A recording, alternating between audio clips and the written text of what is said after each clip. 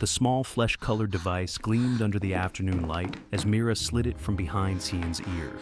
It was warm to the touch, far too warm, and the texture beneath her fingertips was wrong. Not silicone, not medical plastic. Something else. Something alive with circuitry. The 5-year-old boy gasped. Not signed, not gestured. He gasped, a small, startled burst of sound, and then froze, eyes going wide like his entire world had just cracked open. Somewhere, buried beneath 5 years of imposed silence, he realized he had just heard himself.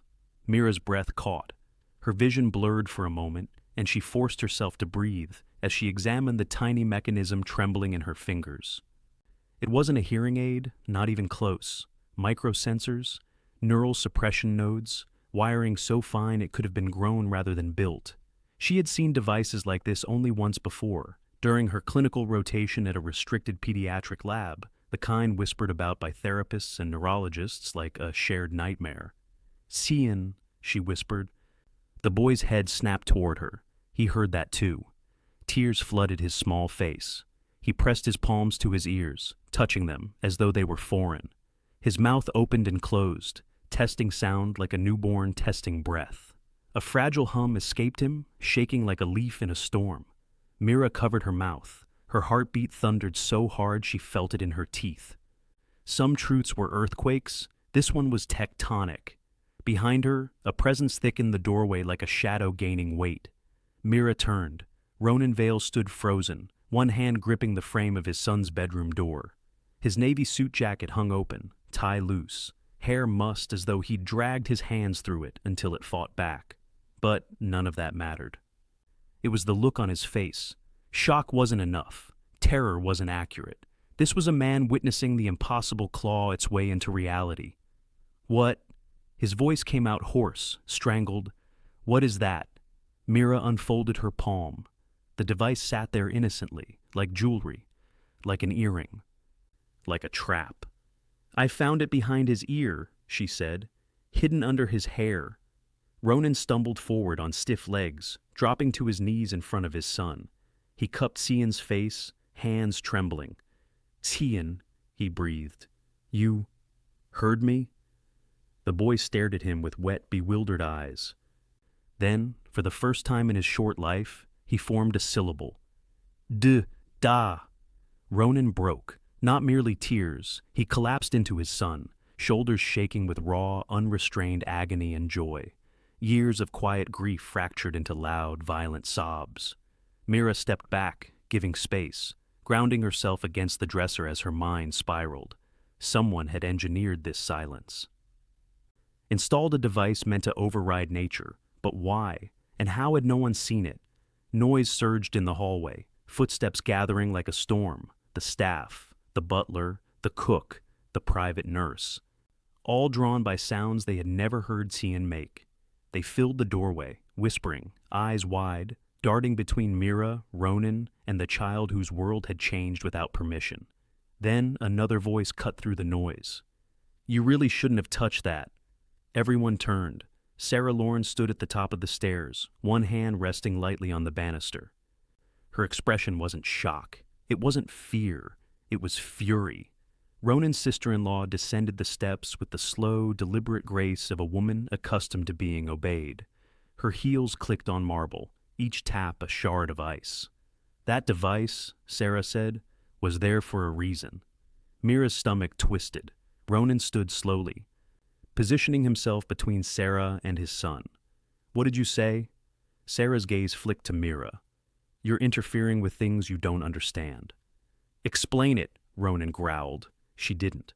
Her chin lifted, daring him to connect the dots she'd spent years burying. Cian whimpered. A new sound. A vulnerable one. And in that moment, the balance of the house shifted. Ronan turned toward the hall, voice sharp as a blade. "Security. Shut the estate down. No one leaves." The library filled with the quiet suffocation of fear. Ronan stood at the head of the long oak table, scanning the lineup of staff like a general preparing for war. The butler, the cook, the gardener, the nanny, the chauffeur, a patchwork family forged through 5 years of shared tragedy. "Someone put a device on my son," he said. A neural suppressor, and I will know who. Silence spread like frost. Mira stood near the window, arms crossed, observing. She wasn't hired for confrontation. She came to care for a child who needed gentleness.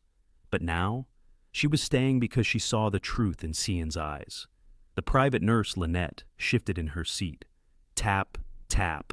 Her fingers hit the table twice, nervous. Involuntary. Mira filed it away. Ronan paced. I trusted all of you. I welcomed you into my home. And this is what happens? The cook cleared his throat. Sir, we didn't know anything about a device. Then how did it get there? Ronan snapped. No answer. Mira's gaze slid to Lynette again. Ronan moved to her. You examine Cian weekly. Explain how you missed a foreign device embedded behind his ear. Lynette's lip quivered. I only did what I was told. The room froze. Ronan leaned in. By whom? Her eyes flickered, one tiny telling movement, toward the doorway where Sarah leaned, arms crossed. Enough. Sarah, Ronan said, turning slowly. Did you know about this? She smiled, sharp, calculated. You're asking the wrong question. Then ask the right one. Sarah stepped forward. Why would anyone want to keep Cian dependent, quiet, easier to control? A beat of silence. Get out. Ronan's voice broke something in the air. For now, she replied. Mira shivered, not from fear, but recognition. She knew danger when she saw it. This was only the beginning, and danger had just walked upstairs. The search of Cian's room began the moment Sarah's heels vanished around the corner. Ronan ripped through drawers and cabinets with a desperation that bordered on feral. Mira moved more methodically, checking every seam, every corner, every shadow. Cian sat on the bed, small knees tucked to his chest, watching them with wide, exhausted eyes. Mira crouched beside him, signing, We're making sure you're safe. Cian pointed toward the hallway, toward the direction Sarah had gone, and then brought 2 fingers to his temple and pulled them away in a shuddering motion. Mira's heart tightened. Nightmares. He had been signing this for weeks. Her. Then Mira found it, a small Ziploc bag at the back of his nightstand drawer, empty except for a fine dusting of white powder clinging to the corners. Ronan, she said, lifting it carefully. He crossed the room in 2 steps, eyes narrowing. What is that? Sedative residue. Mira's voice was low, cold. Someone's been drugging him. Before Ronan could respond, Cian whimpered, a soft, frightened sound. His gaze was fixed on the baseboard. Mira followed it and saw it. A second device. Crushed, smashed, hidden. Mira pulled it free. The casing had been destroyed on purpose. Someone covered their tracks, she murmured. Ronan stared at the broken device, jaw tightening. Why 2? Why replace it? Because the first one malfunctioned, Mira said. Or someone got sloppy. Ronan's gaze darkened. Sarah. Mira didn't answer. Not because she doubted, but because the truth was bigger than one vindictive woman. When she slipped into the hallway to call Kendra, Ronan stayed with Cian, whispering soft reassurances into hair that had never been meant to hide a machine. Kendra picked up on the second ring. When Mira finished describing the devices, without names or details, Kendra's voice dropped into a horrified whisper. Mira, what you're describing is black market neural tech. It was banned, illegal, shut down for human trials after incidents. Could it suppress hearing? Mira asked. Not just hearing, it rewires the way the brain interprets sound. It stunts development. If used long enough, it can permanently damage auditory pathways. Mira closed her eyes. He's 5. Kendra inhaled sharply. Get him to a neurologist immediately. And Mira, whoever installed that device knew exactly what they were doing.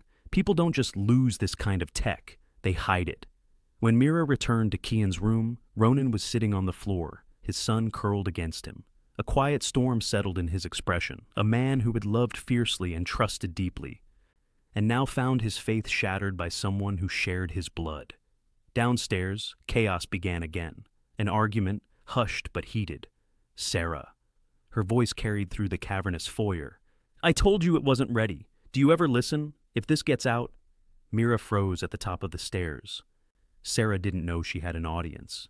"No, I don't care what was promised," Sarah hissed into her phone. "Just get rid of the rest of the files." Her head snapped up the moment she turned, their eyes locked. Sarah smiled, cold, calculated. "Eavesdropping?" "Passing through," Mira replied. "You're in over your head," Sarah said. "Walk away before you drown." Mira didn't blink. "Is that a threat?" "It's a kindness." She moved past Mira, slowly, deliberately. Close enough for Mira to smell her perfume. Close enough to kill. Mira waited until she was gone before sprinting to Ronan's office. The door was unlocked. Inside, she found his planner open to a page marked 3 weeks prior. Security footage. Check deleted files. Her pulse spiked. She opened the laptop. In the security folder, video after video lined the screen, organized by date. She went back 3 weeks. There was a gap, an entire night missing. Her hands shook as she opened the recycle bin. One file, corrupted, barely salvageable. She clicked anyway. The footage flickered to life in glitching fragments. Cian's room.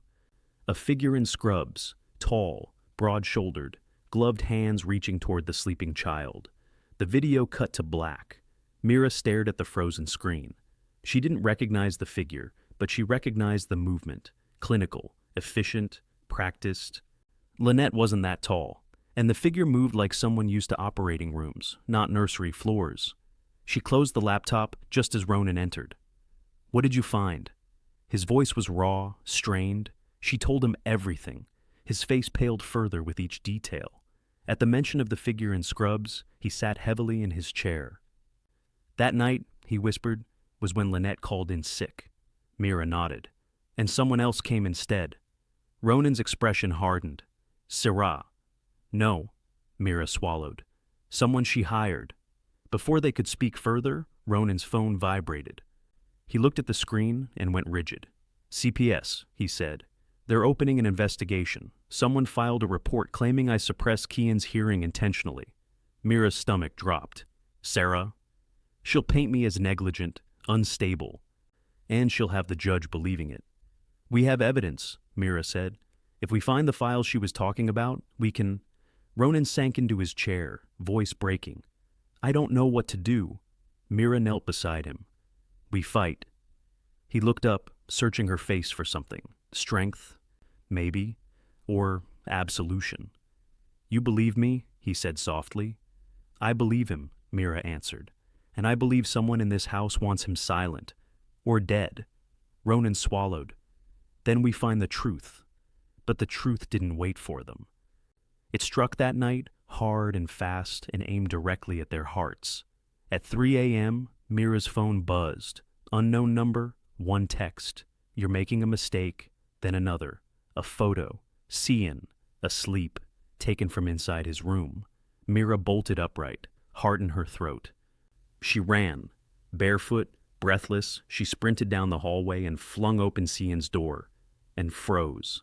Sarah stood over the child, holding another small device, identical to the first. Her smile was soft, almost gentle. "You really should have left," Sarah whispered. Mira lunged forward. But Sarah was already moving. She slipped the device into her pocket and stepped toward the window, calm as moonlight. "Touch him again," Mira hissed, shaking. "And I swear—" "You'll what?" Sarah asked. "Call the police? With what evidence? A story about a magical ear device?" "That device tortured him." "That device," Sarah said coldly, "kept him compliant." Mira's blood turned to ice. Sarah walked past her, pausing just long enough to lean close. "Enjoy these last days," Sarah whispered. "He'll be mine soon enough." And she was gone. Mira stood shaking in the dark room, staring at Cian's small, sleeping form. She texted Ronan with trembling fingers. She was in his room. "She's not hiding anymore." Ronan's reply came instantly. "I'm coming." Ronan burst into the room seconds later, breath ragged, shirt half-buttoned, eyes wild. Mira repeated everything, the photo, the device, the threat. Every word made Ronan's face tighten, sharpen, harden. "She's not taking him," he said, voice trembling with rage. "I don't care what she tries. I don't care who she buys." "She won't stop," Mira said. If she's this bold now, she's close to whatever she's been planning. Ronan scrubbed his hands over his face. What do we do? We get him out, Mira said. Now, tonight, before she makes her next move. Leave, Ronan hesitated. If I run, CPS will bury me. If you stay, Sarah will bury him, Mira whispered. That broke the last of his doubt. They moved urgently, packing a bag for Cian, grabbing documents, stuffing clothes into duffels. Ronan made a few calls, his lawyer, 2 security contractors he trusted, and an old investigator he hadn't spoken to since the corporate espionage trial 3 years ago. Cian woke halfway through the rush, rubbing his eyes, signing, "Where are we going?" "Somewhere safe," Mira signed. He nodded, trusting them, because trust was all he had ever known. By 4 a.m., they were on the road, northbound, headlights carving tunnels through the dark. Mira sat in the back beside Cian, hand resting on his small shoulder, while Ronan gripped the wheel so tight his knuckles looked bloodless. They had been driving for only 20 minutes when Mira's phone buzzed. Unknown number, a single message, turn around. They didn't. Mira stared at the screen. Then another message arrived. Check your email, Mira. Her stomach dropped. She opened Ronan's email through her synced access. One new message, no subject. A video attachment. She tapped it. The footage showed Cian's bedroom, tonight, time-stamped an hour earlier. A tall figure in surgical scrubs approached the sleeping boy. Gloved hands, a syringe, a needle descending toward Cian's small arm. The video cut out before contact. A caption filled the screen. Next time, I won't stop. Mira dropped the phone. Ronan swerved onto the shoulder, tires screaming on asphalt. He watched the video in silence. Once. Twice. On the third viewing, he let out a sound. Low, broken, animal. He almost injected him, Ronan whispered. Jesus Christ. Mira reached forward, gripping his shoulder. But he didn't. We got him out. Ronan exhaled shakily, putting the SUV back into drive. We're going to find who did this, he said, and we're going to end it. They arrived at the abandoned neural path facility just after sunrise. It was worse up close, metal siding rusted, windows boarded, the air thick with mildew and silence. This place, Ronan murmured. I can't believe this is where it happened. They broke the gate lock and entered. The inside felt like walking into a mausoleum of secrets, papers scattered, equipment strewn about, every surface layered in dust except for a few disturbingly clean ones. Clean recently, Mira found the patient files first, old manila folders, labels peeling, subject 14, subject 19, subject 21. All children, all terminated. Her stomach knotted. Then Ronan found the treatment chart. He called Mira over silently. There, in neat text, subject 27, Cian Vale, device installation. Date, redacted. Status, active. Mira's heart stuttered. Someone had tracked his neural responses for years. Year after year of recorded tests and adjustments, all hidden from Ronan. How long, he choked, how long has he been monitored? Since birth, Mira whispered. Because the device had been installed at birth.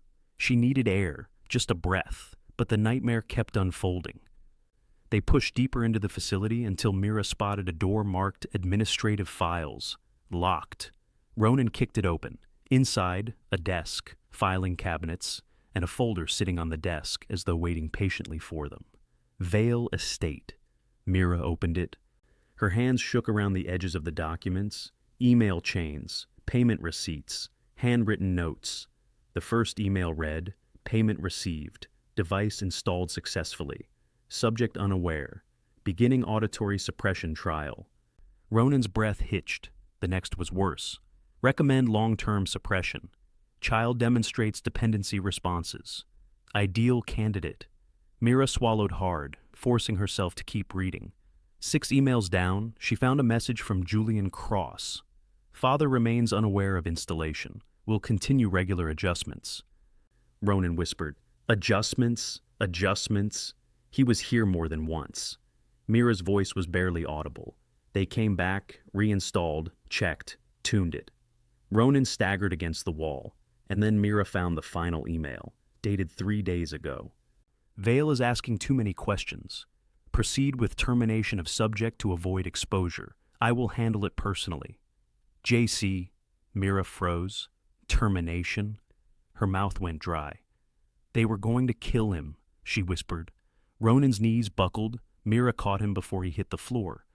He didn't cry, he shattered. They almost missed the footsteps. Almost. But Mira had learned to listen to silence, and to the wrong kind of noise. She grabbed Ronan's arm. Someone's coming. Heavy, slow, confident. A silhouette soon filled the doorway. Tall, broad-shouldered, surgical scrubs, gloves, calm smile, Dr. Julian Cross. I was wondering when you'd arrive, he said. Mira pushed Cian behind her instinctively, though he clung to her with trembling fingers. Ronan stepped forward, rage simmering like a superheated current. You, he hissed. You hurt my son. Julian smiled politely. I improved him. You ruined him. I refined him, Julian said. Sarah understood what you never did, that the boy was a prime candidate. Clean genetics, high neuroplasticity, and psychologically malleable, ideal for early modification. Mira felt the room tilting. You delivered him, she whispered. You were in the hospital. You... Yes, Julian said. And his mother became inconvenient. Ronan froze. What? He whispered. Julian tilted his head. She threatened to expose the arrangement. Very emotional, your wife. Very uncooperative. Mira inhaled sharply. You killed her. I preserved the subject, Julian corrected. A temporary loss for long-term gain. Ronan lunged. Julian caught his arm effortlessly, twisting until something cracked. Ronan cried out. Stop! Mira screamed, grabbing the nearest object, a metal letter opener. She slashed upward. Blood sprayed as the blade carved across Julian's palm. He dropped the syringe he'd been holding. Ronan shoved him backward into the filing cabinets. Julian staggered. Mira grabbed Cian. Run! She cried, but Julian's hand shot out like a striking snake, grabbing the back of Ronan's shirt. The doctor's voice was low. You can't save him. Then Ronan swung a metal chair into Julian's skull with a sickening crack. Julian collapsed, unconscious, maybe worse. Ronan dropped the chair, breathing like he'd run through fire. Mira held Cian tightly, heart pounding as relief, horror, and adrenaline tangled inside her. We need to go, she said. Now. They left the doctor's crumpled body behind. They didn't look back, because something told Mira that even unconscious, Julian Cross was not done with them yet. They tore out of the neuropath facility as though the building itself might come alive and drag them back inside. Gravel shot out from beneath the SUV's tires as Ronan sped down the wooded road, face pale beneath streaks of dried sweat and blood. Cian sat strapped in the back seat, clinging to his stuffed lion, trembling with the leftover shock of almost being stolen back into a nightmare. Mira kept her hand over his, anchoring him, anchoring herself. No one spoke, not until the facility disappeared behind them. Then Ronan finally choked out, My wife. He killed her. Mira closed her eyes. We'll prove it. I promise you. But the fight was far from over. By the time they returned to the estate, dawn had split the sky open in a wash of pale gold. It should have felt like hope. Instead, it felt like a countdown. Police cars lined the driveway, Sarah's doing. Officers blocked their path. Ronan was handcuffed within minutes, charged with parental kidnapping. A twisted inversion of the truth. Cian screamed for him, for Mira. His new fragile voice cracked the air, and Mira's heart with it. She fought the officers holding her back, but they dragged her away while Sarah calmly retrieved the child, as if collecting a forgotten purse. She signed to him with exaggerated sweetness. You're safe now. Mira saw the lie in every movement. Cian looked over Sarah's shoulder, signing desperately. Help me. Don't let them take me. Mira screamed his name. The car doors shut, and everything went silent again. The following hours were a blur of police stations, lawyers, whispered strategizing, and the frantic gathering of evidence. Mira opened the safe deposit box containing both neural devices. Kendra rushed down from Boston. Lynette broke under questioning and gave a full confession.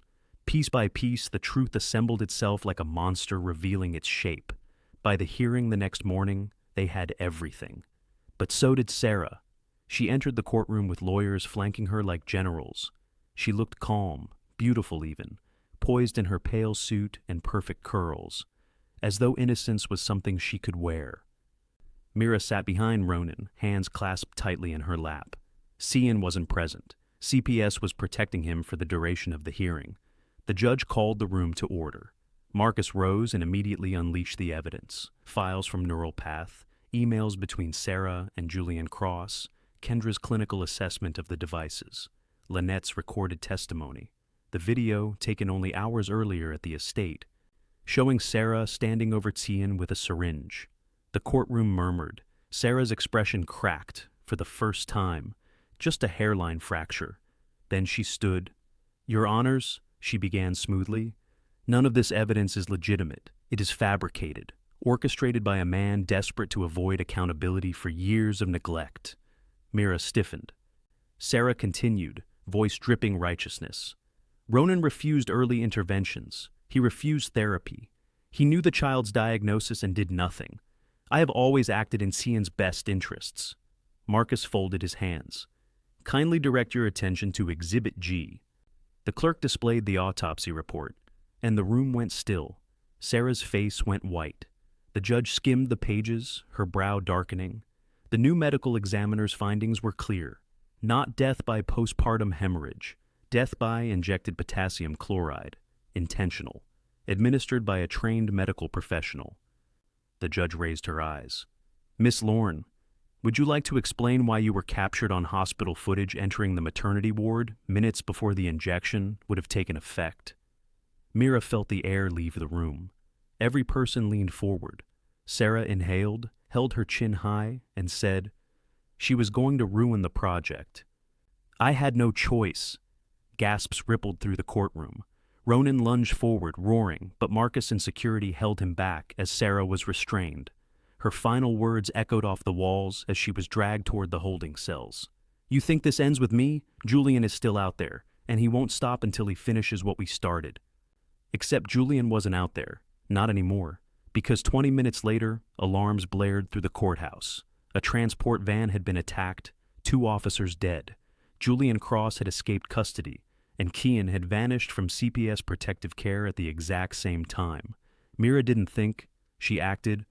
She tore her phone from her pocket, opened the GPS tracker she'd discreetly sewn into Cian's stuffed lion months ago, the only toy he insisted on sleeping with. The signal blinked, then moved, fast. "North!" Mira breathed. "They're heading north, toward the facility." Ronan was already running. The drive back to Neural Path was a frantic blur. Sirens, police chatter, Marcus yelling instructions over speakerphone. But nothing prepared Mira for the sight waiting for them. The black van parked outside, the door left open, a trail of drops, blood, sedation fluid, leading inside. Mira didn't wait for backup. She sprinted into the building with Ronan behind her. Voices echoed down the corridor. Sarah's voice, Julian's voice, Cian's terrified whimpers. Mira's blood froze. They reached the examination room, and time collapsed. Cian lay strapped to the metal table again, small wrists bound, tears streaking down his face. Julian stood above him, syringe in hand, the liquid inside, a pale, lethal amber. "This will only take a moment," he told the boy gently. "You won't feel a thing." Mira lunged, Ronan lunged. Julian spun fast, scalpel flashing, but Mira ducked, slashing his wrist with a metal tray. Ronan swung the broken leg of a chair with all the fury of a father reclaiming his child. It cracked against Julian's skull. The doctor fell. Hard. Sarah shrieked and grabbed the fallen syringe, but Mira intercepted her, throwing her into the wall. They collided with the cabinets in a thunder of metal. The syringe skittered across the floor. A police siren wailed outside. Sarah scrambled for the needle. Mira tackled her. The syringe rolled under a table. Sarah thrashed, wild, desperate, feral. "You don't get it," Sarah screamed. "He's not special. He's not a child. He's data." Mira drove her fist into Sarah's jaw. Sarah crumpled. Police stormed the room seconds later. Julian was unconscious. Sarah was restrained. Cian was free, and Ronan fell to his knees, sobbing into his son's hair. 3 months later. The estate was quieter now, not heavy quiet, not haunted quiet, peaceful quiet, real quiet. Cian's hearing had improved more than any neurologist predicted. Not perfect, but functional, beautiful. His laughter filled rooms. His voice, soft, tentative, but his, became the new center of the house. Sarah and Julian awaited trial, each facing enough charges to guarantee they would never walk free again. Ronan started a foundation to help children exploited in medical trials, offering therapy, legal support, advocacy. Mira became its director, and something else, something more. One evening, after Cian ran upstairs to fetch a book for bedtime, Ronan turned to her on the patio. "You saved him," he said. "You saved us both." Mira looked at him, heart steady. "We saved him." He took her hand. "Stay," he whispered. "Not as a caretaker, not as an employee, as family." Mira's breath caught, and she nodded. But the world still had secrets. The proof came that night when a package arrived at the estate, addressed to Mira. Inside, a single photograph, a woman smiling, a small girl holding her hand, a girl Mira recognized, herself. On the back, written in careful handwriting, "You were always family." Her pulse quickened. Before she could process it, her phone buzzed. Unknown number, a single message. "Some doors, once opened, cannot be closed." Mira stepped into the quiet hall, the photo trembling in her hand. This wasn't the end. It was only the end of the beginning.